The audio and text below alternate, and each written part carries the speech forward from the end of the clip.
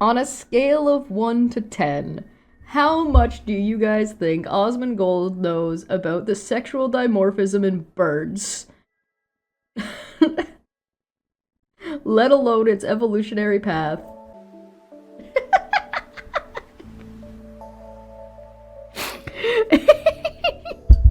So, we don't think Osmongold, Zacky boy over here, knows dick shit about sexual dimorphism in birds.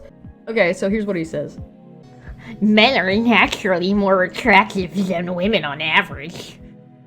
That's why women need makeup. This isn't me being gay, it's science. Look at a peacock or a cardinal, male versus female. Females get mogged. Greek statues dedicated to the peak aesthetic form, overwhelmingly men. Alright, who's gonna tell him?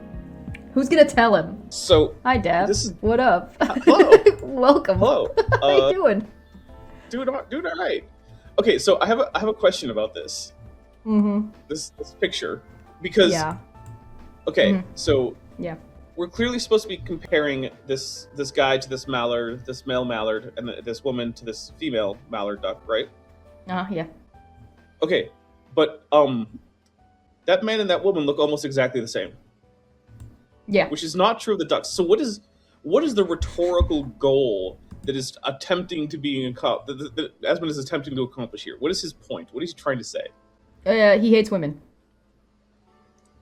Okay, but how does this accomplish that? Is because to me what this says is, hey, you know how birds have wild sexual dimorphism in terms of coloration and sometimes things like integumentary structure length? Humans don't do that. And then what?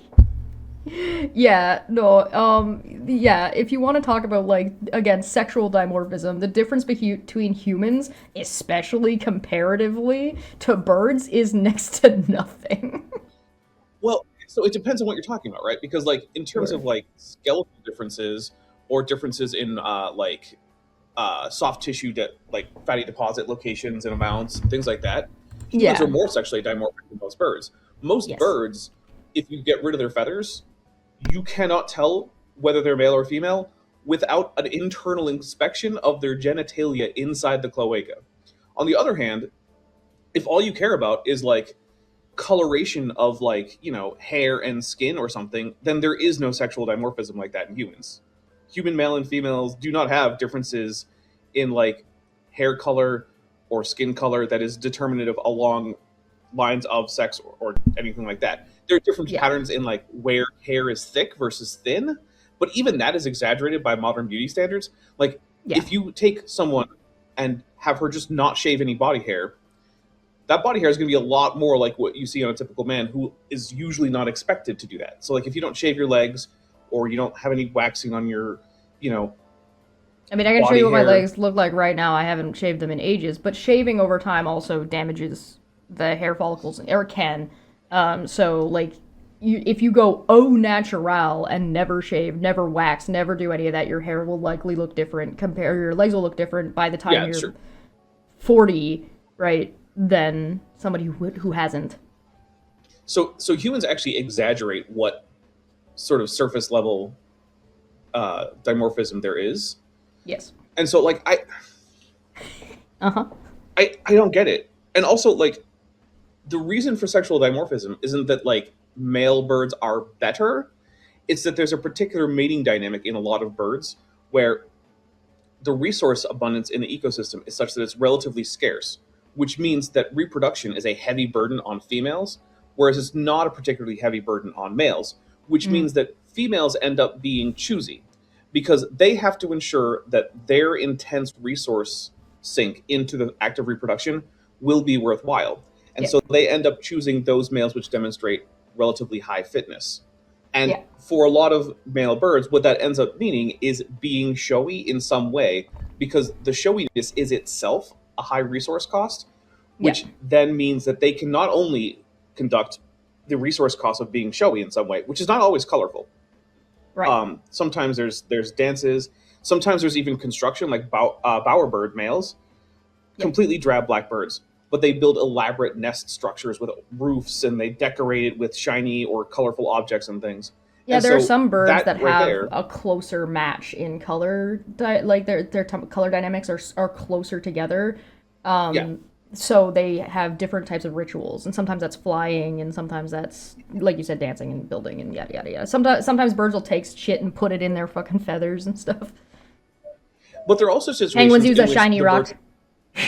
yeah, yeah. So like there are also situations that don't come up much in nature, but have been demonstrated in the lab, where you can actually get which species has to be the showy one, or sorry, not species, but which sex has to be the showy one that Yeah, puts a lot of resources into it.